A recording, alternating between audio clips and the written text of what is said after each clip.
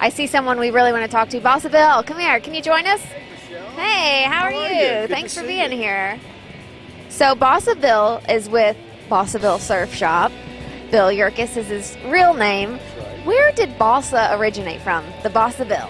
Well, I build and ride balsa wood surfboards, and so they just started calling me Balsa Bill a few years ago. So you said you used to ride. When did it all start for you? When did your love for surfing begin? When I was a little kid, my dad came back from Korea, the Korean War, 1952, and he took me out on a surf mat.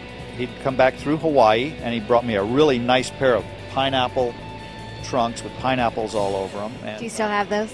I wish I did. I still have the shirt that he brought me, though. And he took me out surfing on a surf mat. And then later, we had an 8-foot balsa wood plank that we surfed on. And then and that was in the 50s in New Jersey, of all places. And so that's how I got started on surfing, and I was just fascinated whenever I'd see anything about surfing on television, or which you didn't see it very often, Right. you know, but you'd see anything about surfing on TV back in the late 50s or the 60s. I was just fascinated.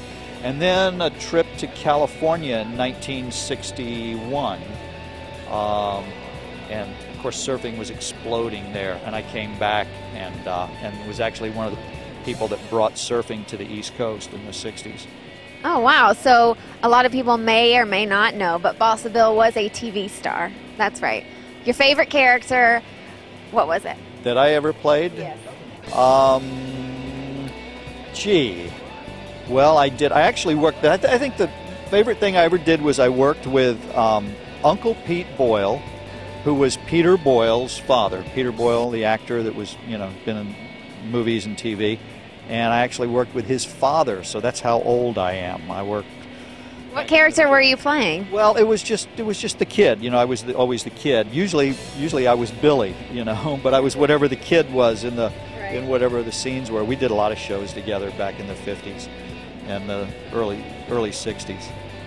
And you said that's when your love for surfing began. So I'm sure you've seen a lot of changes in the sport.